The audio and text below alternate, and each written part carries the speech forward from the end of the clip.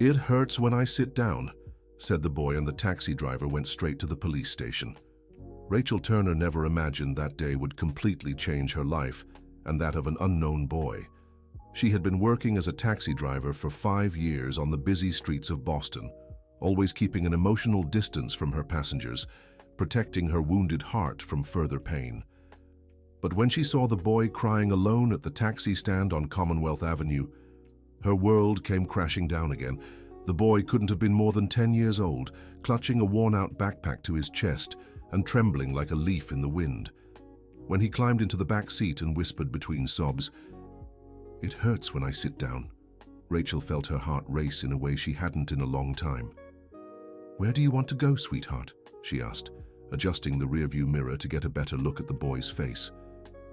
"To the hospital, where my mom works," he replied, his voice choked with pain. Rachel noticed how the boy squirmed in his seat, trying to find a position that didn't cause him so much suffering. Something stirred inside her, a painful memory she had tried to bury for years. Her own son, Nathan, who had passed away at just 16, had also complained of pains no one took seriously. "What's your name?" she asked, subtly changing her route. "Ethan." "Ethan Miller," the boy answered, wiping his nose on the sleeve of his blue shirt. "And why are you alone, Ethan? Where's your mom?" "She's working. She's always working," came the reply, heavy with a sadness too big for such a small body. Rachel watched in the mirror as Ethan struggled to get comfortable. With every turn, every break, the boy whimpered softly, trying to hide his pain. It was obvious this wasn't just a child's tantrum. Something was deeply wrong. "Ethan, did you leave school?" she asked, noticing it was only 2 in the afternoon on a Wednesday.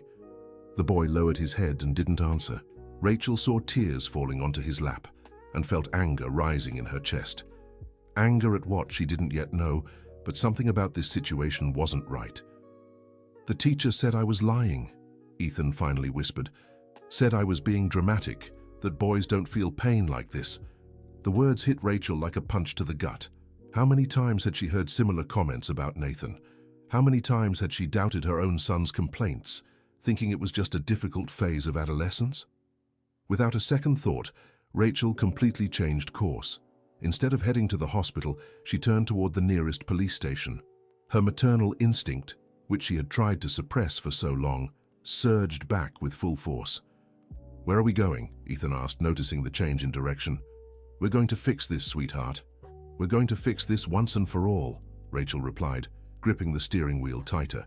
"Dear listener, if you're enjoying the story, take a moment to like and especially subscribe to the channel. It helps us a lot as we're just starting out. Now, continuing. The police station was busy that afternoon. Rachel parked the taxi in front of the building and quickly got out to help Ethan, who was struggling to exit the car. The boy cried out in pain as he tried to stand, and Rachel knew she had made the right decision. "Don't worry, Ethan. We'll figure out what's happening to you," she said, offering her arm for support. Inside the station, the activity was intense. Rachel walked up to the counter, where an officer was assisting others. "I need to speak to someone about a child who's being neglected," she said, getting straight to the point. The officer, a middle-aged man with a tired expression, looked first at Rachel, then at Ethan. "Are you the child's mother?" "No, I'm a taxi driver. I found him crying alone at the bus stop, saying it hurts when he sits." "Something is very wrong. Does his mother know he's here?" Ethan started visibly shaking at that moment. His hands were sweating, and he began hyperventilating when he saw a uniformed security guard approaching. "No! No!" the boy screamed, hiding behind Rachel. "Easy now, sweetheart, easy." Rachel tried to calm him, but Ethan was in complete panic. Officer Michael Peterson, who had heard the commotion, stepped out of his office to see what was happening. He was a 52-year-old man, a father of 2, and something about the scene deeply moved him. "What's going on here?" he asked, approaching carefully. "This lady brought in a child saying he's suffering from neglect," explained the officer at the desk. When Ethan saw the uniformed officer, he screamed even louder and clung to Rachel's jacket as if his life depended on it. The boy's reaction was disproportionate, and it caught everyone's attention. "Ethan, look at me," Rachel said, crouching to his level. "No one's going to hurt you. I'm right here with you." "The uniform, it's just like George's," Ethan whispered through tears. He kicked me out of school today. Rachel and the officer exchanged glances. It was becoming clearer that there was a much more complex story behind those tears. "Why don't we go to a quieter room?" the officer suggested. "Ethan, right? My name's Michael. I'm not here to hurt you, just to understand what's happening." Rachel held Ethan's hand and they went to a smaller, cozier room. The officer asked a staff member to bring water and some cookies. "Ethan, can you tell me what happened at school today?" the officer asked, sitting casually to avoid intimidating the boy. "Mrs. Deborah said I was making it up. That back pain is for old people, not kids," Ethan murmured, still gripping Rachel's arm. "And how long have you had this pain?" "Forever. But it got way worse after—" Ethan stopped talking and lowered his head. "After what, sweetheart?" Rachel asked gently. "After my dad disappeared. Mom said he left, but I know he wouldn't just leave me. He used to take me to the doctor when I was in pain." Rachel's heart ached. The situation was growing more complicated by the minute.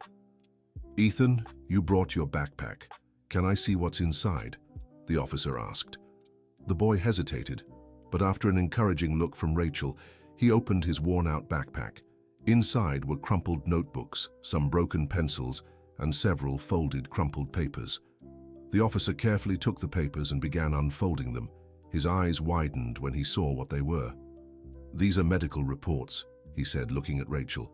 "Several reports from different doctors." Rachel leaned in for a closer look. The papers were wrinkled and some slightly torn, but the text was still clear. Ethan had been diagnosed with severe scoliosis and a rare spinal condition causing intense pain, especially after sitting for long periods. "Ethan, why are these reports all crumpled?" the officer asked. "Mrs. Deborah tore one up in front of everyone. Said I was faking it to get out of gym class," the boy answered, starting to cry again. Rachel felt anger rising in her chest. How could an educator be so cruel to a child? How could someone tear up medical reports and call a sick child a liar? "And does your mother know about this?" she asked. "Mom works at 3 hospitals. She only gets home in the middle of the night. I don't want to make more trouble for her." Ethan wiped his nose on his sleeve. Just then, the station phone rang. The officer answered, and after a few minutes of conversation, he hung up with a troubled expression. "Ethan, what's your mother's full name?" "Jennifer Lynn Miller. She's a nurse." Mercy Medical Center just called.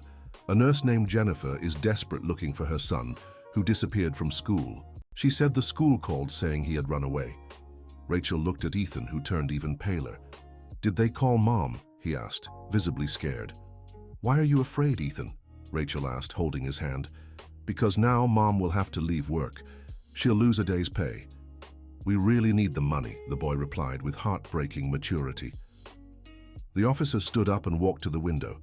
It was clear this wasn't just a simple case of a child running away from school. There were layers of social, educational, and family issues that needed to be investigated. "Let's call your mother and ask her to come here," the officer said. "And we'll also talk to the school staff." While they waited, Rachel couldn't stop watching Ethan. The boy tried desperately to find a comfortable position in the chair, but it was obvious that sitting caused him pain. Every now and then, he let out a quiet groan and shifted, trying to hide his discomfort. "Ethan, how do you manage at school?" "Sitting all day?" she asked. "I asked to go to the bathroom all the time. That way I can stand for a bit, but Mrs. Deborah started saying I was causing trouble," he replied. "And the other teachers?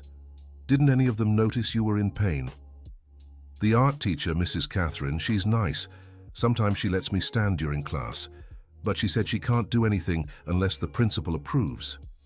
Rachel was beginning to understand that the problem wasn't just with one teacher, but with an entire school system failing this child. 30 minutes later, a woman around 40 rushed into the station.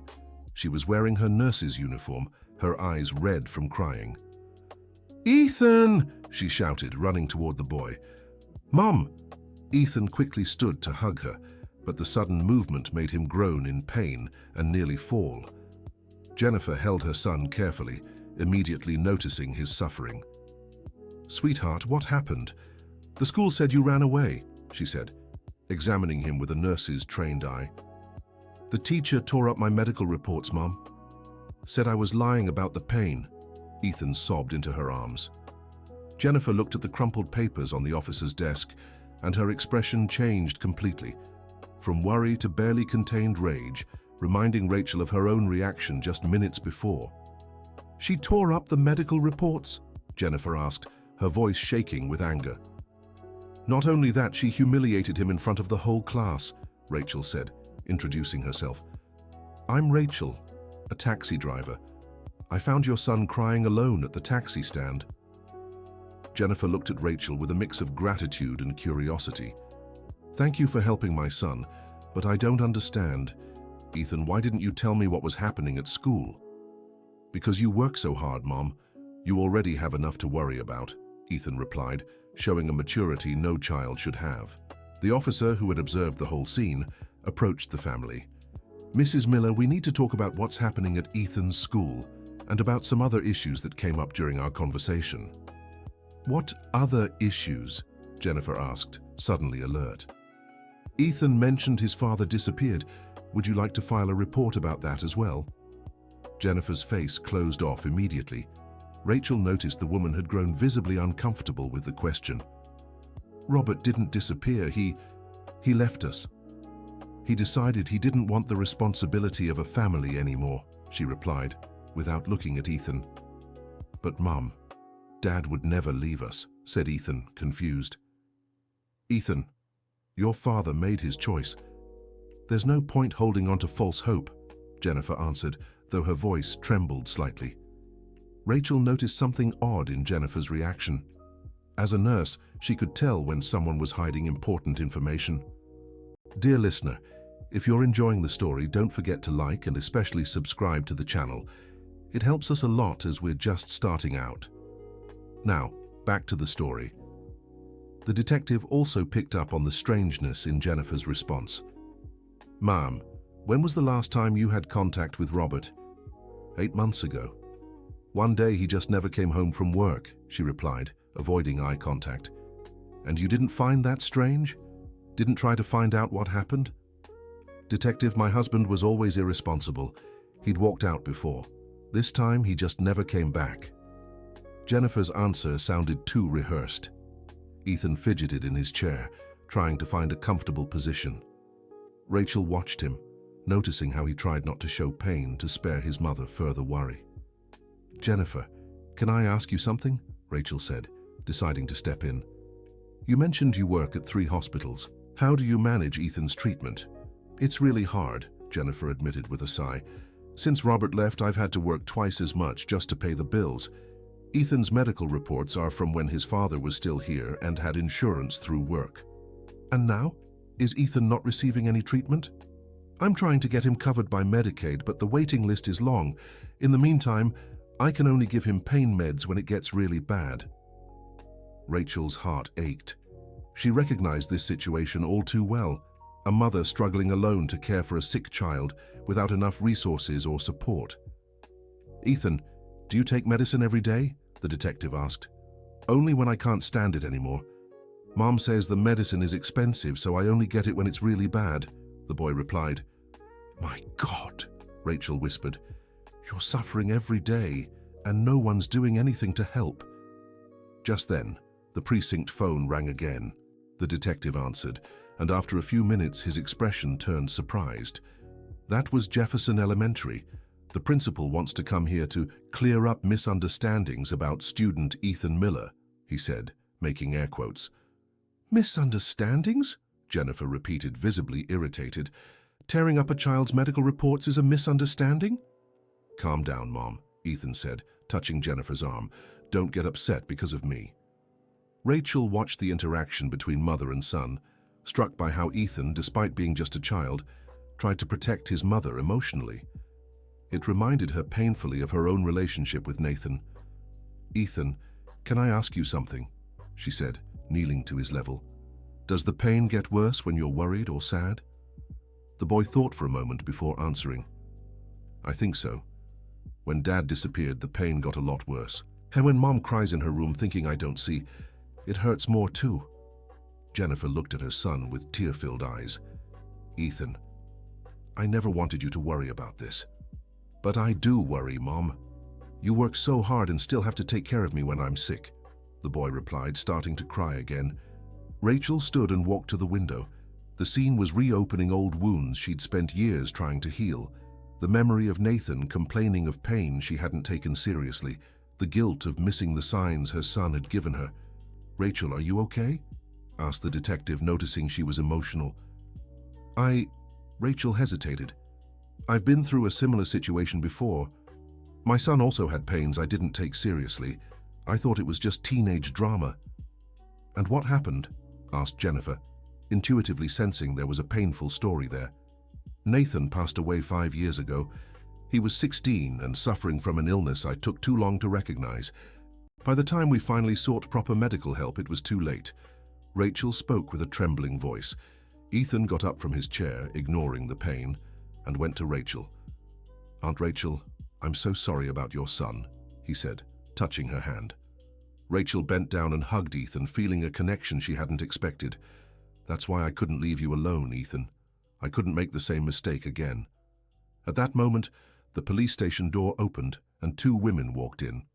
One of them, a woman around 50, wore expensive clothes and carried herself with authority.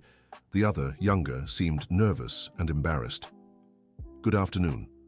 I'm Margaret Wilson, principal of Jefferson Elementary School. This is Deborah, Ethan Miller's teacher," said the principal, entering the room as if she owned the place. Ethan immediately hid behind Rachel when he saw his teacher, Deborah. His whole body tensed up, and he began to tremble. "Ethan, you don't have to be afraid," Rachel said, placing a hand on the boy's shoulder. "Hello, Ethan," said the teacher, Deborah, trying to sound kind. "I'm here to clear up this whole misunderstanding." "Misunderstanding?" repeated Jennifer, standing up from her chair. "You tore up my son's medical reports and humiliated him in front of the whole class." "That's not exactly what happened," the principal replied, trying to control the situation. "There was a mistake. Teacher Deborah didn't know the documents were legitimate." "How could she not know?" asked the detective. "They were official medical reports, stamped and signed by doctors." Deborah looked visibly embarrassed. I was instructed by the administration not to accept any notes without prior approval," she said, glancing at the principal. "What kind of instruction is that?" Rachel asked, sensing something was very wrong. Principal Margaret changed her tone, trying to sound more professional. "Our school has had issues with parents forging documents to excuse their children's absences. We have to be careful." "But these weren't absence notes. They were reports explaining Ethan's medical condition," Jennifer said, holding up the crumpled papers. "Regardless," the principal continued, "the boy can't just leave school without permission. It's against the rules." Ethan, who had stayed quiet until then, stepped out from behind Rachel and looked directly at his teacher, Deborah. "Teacher, why did you say I was lying?" he asked with a courage that surprised everyone. Deborah looked visibly uncomfortable with the boy's direct question. "Ethan, I didn't say you were lying. I said I needed more information," she tried to explain. "But you tore up my report and told everyone in class that kids don't get back pain," Ethan insisted. The principal quickly intervened. "Ethan, sometimes adults don't express themselves well." Teacher Deborah was just trying to maintain classroom discipline. Rachel watched the exchange and realized the principal was trying to downplay the situation at all costs. There was something very suspicious about the educator's behavior. "Principal Margaret," the detective said, "could you explain the school's policy regarding students with special needs?" "We follow all legal requirements for inclusion," she replied automatically. "And what exactly are those requirements?" The principal hesitated for a moment. "Well, we adapt activities as needed." "In Ethan's case, what accommodations were made?" asked Jennifer. "The boy never submitted official documentation to the school," the principal replied defensively. "What do you mean?" Jennifer stood up from her chair. "I personally delivered copies of all the medical reports to the office at the beginning of the school year." "We have no record of that in our files," said the principal, but her voice was less firm now. Rachel noticed the situation was growing tense and decided to intervene. "Principal, could you show us this documentation that supposedly doesn't exist?" "I didn't bring it with me. It's in the school's archives." "Then let's go get it," suggested the detective. I want to see for myself how the school handles cases like Ethan's. The principal's expression changed completely. It was clear she hadn't expected the investigation to go this far. There's no need to trouble yourselves. I can bring the documents tomorrow, she said, trying to buy time. I'd prefer to see them today, the detective insisted. And I also want to speak with other school staff. At that moment, the teacher, Deborah, who had been quiet, began to cry. I can't take this anymore, she said through tears. Margaret, I warned you this would cause trouble. Deborah, be quiet, said the principal, visibly nervous. No, I won't be quiet, Deborah replied, turning to the detective. Detective, I need to tell the truth. Rachel sensed something important was about to be revealed. Ethan moved closer to her, seeking protection. What truth, teacher? Asked the detective. The school administration instructed me not to accept medical documents from students whose parents don't pay tuition on time, Deborah said, still crying. A heavy silence fell over the room. Everyone looked at the principal, who had gone pale. That's not true, Margaret tried to deny. Yes, it is, Deborah insisted. And it's not just that.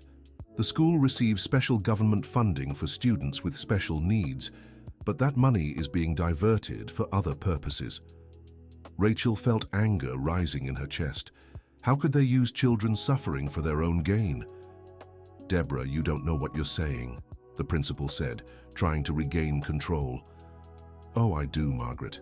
I know you had the security guard expel Ethan from school today because he was disrupting the education department inspection we're having tomorrow. Ethan looked at Deborah with confusion. Is that why George made me leave? Because I was being disruptive? Ethan, you weren't disrupting anything, Rachel said, kneeling to his level.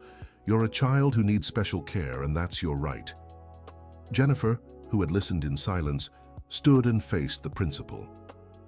So you knew about my son's condition since the beginning of the year and still made him suffer all these months? Jennifer, things aren't that simple, the principal tried to explain. Yes, they are, the detective interrupted. If what teacher Deborah is saying is true, we're dealing with a serious case of negligence and possible misuse of public funds. The principal realized the situation had spiraled beyond her control. Look, perhaps we can reach an agreement, she said, shifting tactics. The school can offer compensation to Ethan's family. What kind of compensation? Rachel asked skeptically. We can waive tuition for the rest of the year and arrange special support for the boy. Jennifer looked at the principal with disdain. You think money will erase the suffering you've caused my son? It's not just about money, the principal continued desperately. We can even help with the boy's medical treatment. Rachel realized the principal was trying to buy the family's silence. And in return, what do you want? She asked. Just that you don't take this further. That you keep what happened discreet, replied the principal. The detective stood up from his chair. Ms. Margaret, you're attempting to bribe witnesses in a potential crime. This only makes your situation worse. At that moment, Ethan stood up from the chair where he was sitting, ignoring the pain he felt. I don't want money, he said, looking directly at the principal. I just wanted you to believe me. I just wanted to be able to sit in class without feeling pain.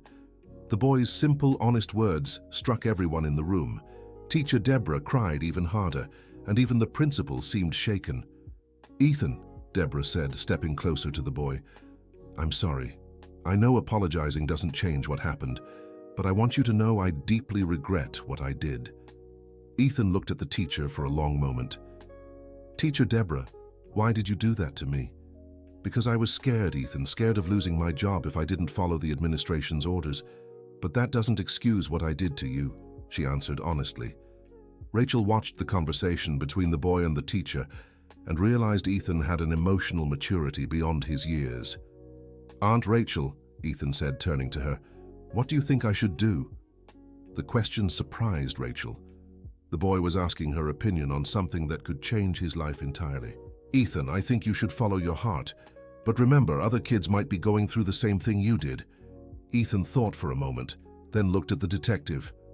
Officer Michael, if I tell everything that happened, will other boys like me stop suffering at school? Most likely, Ethan.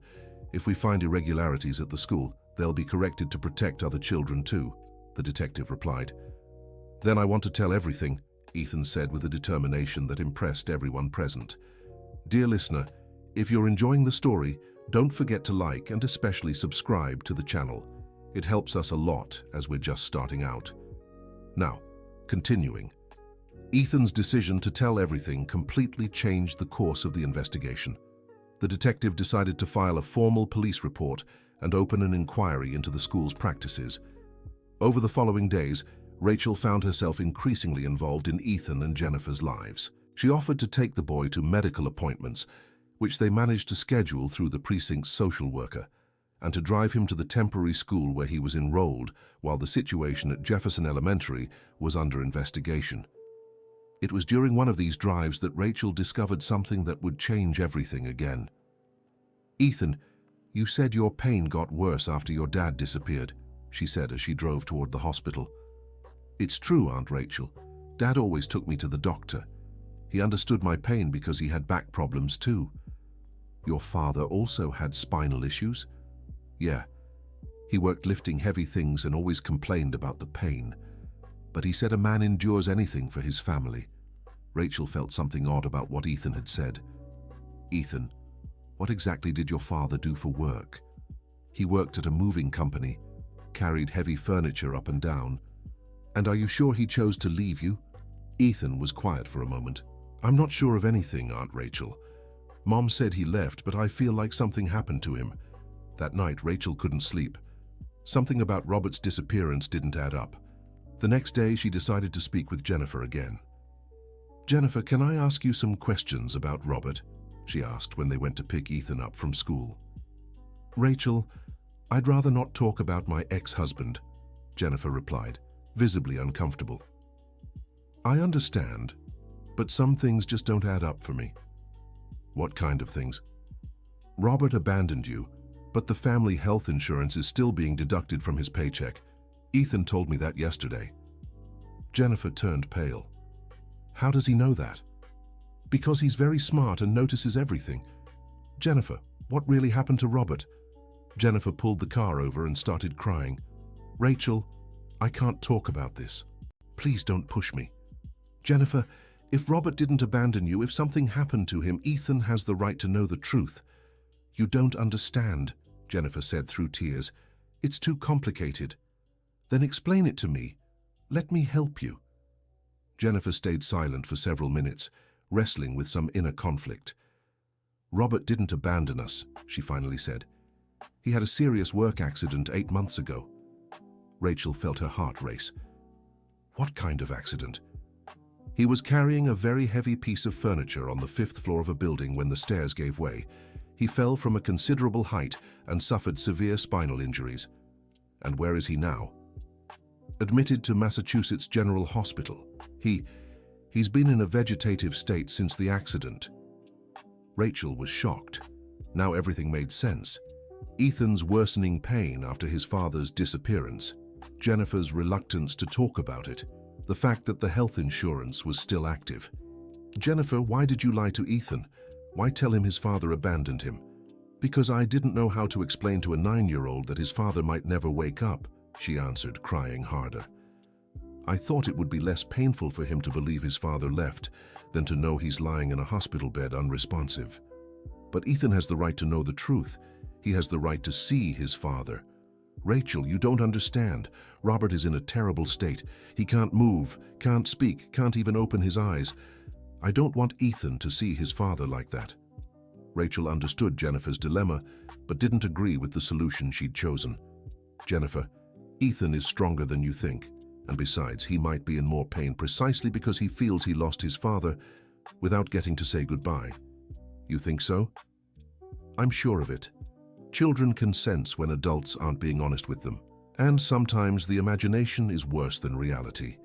That night, Jennifer talked to Ethan. Rachel stayed with them, offering emotional support. Ethan, I need to tell you the truth about your father, Jennifer said, holding her son's hands. I knew he didn't just leave, Mom, Ethan replied. Dad would never do that to us. Your father had an accident at work, son. He's been in the hospital for 8 months. Can I see him? Jennifer looked at Rachel, who nodded encouragingly. Yes, Ethan, but you need to know that Daddy isn't like you, remember? He can't speak or move. It's okay, Mom. I just want to be near him. The next day, Rachel took Ethan and Jennifer to Massachusetts General Hospital. It was one of the most emotional and difficult moments she'd ever witnessed. Robert lay in a hospital bed, connected to several machines. His body was noticeably thinner, his expression empty. But Ethan showed no fear. "Hi, Dad," the boy said, gently touching his father's hand. "I brought my new test results. The doctor said I'm getting better." Rachel watched Jennifer cry silently as Ethan talked to his father, as if he could hear him. "Dad, I wanted to tell you Aunt Rachel is helping me. She's really nice and takes me to the doctor like you used to." That's when something unexpected happened. Robert slightly moved the fingers of the hand Ethan was holding. "Mom!" shouted Ethan. "Dad moved his hand!" Jennifer ran to the bed and saw there was indeed a slight movement in Robert's fingers. She immediately called the nurse on duty. The nurse examined Robert and confirmed there were signs of response to external stimuli, something that hadn't happened in months. "It might be a reaction to the boy's voice," she said. "Sometimes patients respond better to familiar voices, especially children's." From that day on, Ethan began visiting his father regularly. Rachel offered to provide transportation for free, and little by little, Robert started showing more signs of improvement. Meanwhile, the investigation into Jefferson Elementary School uncovered serious irregularities. It was discovered that funds earmarked for special education had indeed been misused, and that several children with special needs had been neglected over the years. Principal Margaret was removed from her position, and an administrative process was opened against her. Teacher Deborah, for cooperating with the investigation, received a warning but was allowed to continue working, provided she completed a training course on inclusive education. Ethan was enrolled in a public school with an exemplary inclusion program. For the first time in his school life, he had adapted desks, regular breaks during classes, and teachers trained to handle his condition. 3 months after this whole story began, Robert woke up. Rachel was at the hospital that day, accompanying Ethan on one of their daily visits, when Robert opened his eyes and whispered his son's name. "Ethan." The boy threw himself into his father's arms, crying with joy. Jennifer couldn't stop thanking God and everyone who had helped the family. "Daddy, you're back," Ethan said, holding his father's face with both small hands. "Son, how are you?" "And the pain?" Robert asked, his voice still weak. "Better, Dad. Much better. Aunt Rachel helped me, and now I do physical therapy and have a new school where no one says I'm lying." Robert looked at Rachel with infinite gratitude in his eyes. "Thank you," he said simply. "No need to thank me," Rachel replied. "Ethan helped me more than I helped him." And it was true.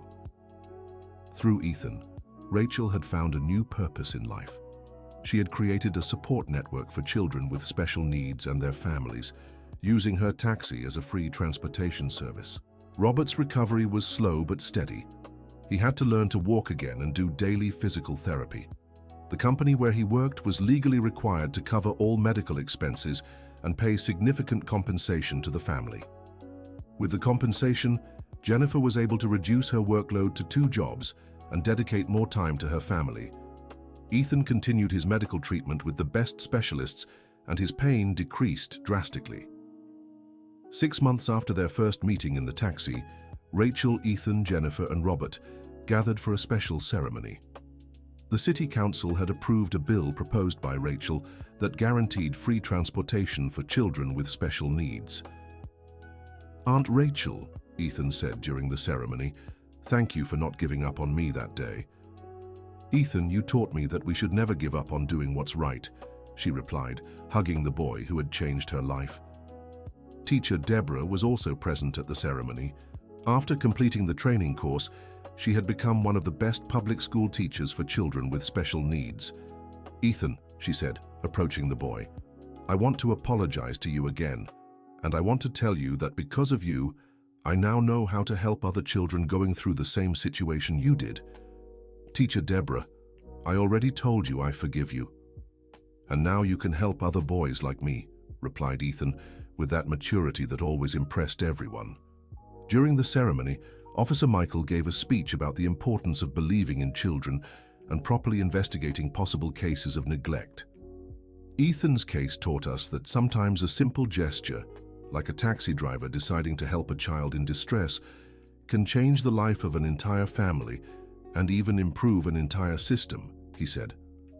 Rachel was invited to speak, and for the first time in years, she spoke publicly about Nathan. My son Nathan left us 5 years ago because I didn't recognize the signs he was giving me. Ethan gave me the chance not to repeat the same mistake. Today, my work is to ensure no child goes through what they went through. After the ceremony, the families gathered for lunch. Robert, still recovering but walking with the help of a cane, was finally able to thank Rachel in person. "Rachel, I don't know how to repay you for everything you've done for my family," he said. "Robert, you don't owe me anything. You've given me far more than I've given you," she replied. "How so?" "You gave me a reason to keep living. You showed me I can still make a difference in people's lives." Ethan, who had been playing nearby, ran up to Rachel. "Aunt Rachel, now it doesn't hurt when I sit anymore," he said, plopping into a chair to demonstrate. "That's wonderful, Ethan. And how are things at your new school?" "Great. Mrs. Catherine is really nice and lets me get up whenever I need to. And guess what?" "What?" "Now I help other boys who come to school in pain like I used to. I tell them everything will be okay and that there are people who believe in us." Rachel felt her eyes fill with tears. That boy whom she had found crying alone at a taxi stand had become an example of resilience and kindness. "Ethan, do you know you've become my hero?" she said. "Why, Aunt Rachel? Because you taught me it's always worth fighting for what's right, even when it hurts so much." That night, Rachel returned home with a full heart. For the first time in 5 years, she didn't feel the weight of guilt for not having saved Nathan. She knew her son would be proud to see she had saved another child. 2 years later, Rachel received a special invitation. Ethan was graduating from 5th grade and wanted her to be there for the ceremony. "Aunt Rachel," he said over the phone, "I wrote an essay about you at school. I want to read it to you at graduation." At the graduation ceremony, Ethan took the stage and read his essay titled, "The Woman Who Changed My Life." "My name is Ethan Miller, and I want to tell the story of the bravest woman I know. 2 years ago, I was in so much pain. My body hurt, and no one believed me. One day, running away from school, I met a taxi driver named Rachel. She could have just taken me where I asked, but instead she decided to really help me. Because of Aunt Rachel, I found out my dad hadn't abandoned me like I thought. I learned there are people in the world who care about kids like me. And I learned it's always worth fighting for your rights. Now I don't feel pain anymore. My dad is doing well and my family is happy. But the most important thing is I learned one person can change so many lives. When I grow up, I want to be like Aunt Rachel, someone who doesn't ignore the suffering of others." Rachel cried through the entire reading. When Ethan finished, the entire audience stood and applauded. After the ceremony, Ethan ran to Rachel and hugged her tightly. "Aunt Rachel, thank you for saving me that day." "Ethan, you saved me too," she replied, returning the hug. Jennifer and Robert stepped closer to thank her once again. "Rachel, you'll always be part of our family," said Jennifer. "And you'll always be an example to Ethan of what it means to be a good person," Robert added. That night, Rachel returned home and opened a drawer where she kept the letters Nathan had left her before he passed away. For the first time in years, she could read them without feeling pain. In the last letter, Nathan had written, "Mum, don't blame yourself for what happened to me. You were always a wonderful mother. If one day you find another child who needs help, I know you'll know what to do. I love you forever." Rachel smiled through her tears. Nathan was right. She had known what to do when she found Ethan crying at the taxi stand, and she would always know what to do whenever she found a child in need. In the years that followed, the support network Rachel created grew exponentially. Hundreds of children with special needs received help, and dozens of families were reunited or given the support they needed. Ethan grew up to become a lawyer, specializing in children's rights. He always said his calling was born that day in Aunt Rachel's taxi. Rachel continued working as a cab driver, but now her work went far beyond just transporting people. She carried hope, dignity, and above all, the certainty that every child deserves to be heard and cared for. In her words, sometimes a taxi ride can be so much more than just getting from one place to another. It can be the path to a new life. End of story. Now tell us what you thought of this story and where you're following us from. If something touched your heart or reminded you of a similar situation, share it with us in the comments with sincere words. Do you believe Rachel made the right decision by taking Ethan to the police station? We look forward to reading your opinion and your own experiences. Thank you so much for joining us on this emotional journey. Don't forget to leave your like and most importantly, subscribe to the channel so you don't miss other heartwarming stories. Until next time.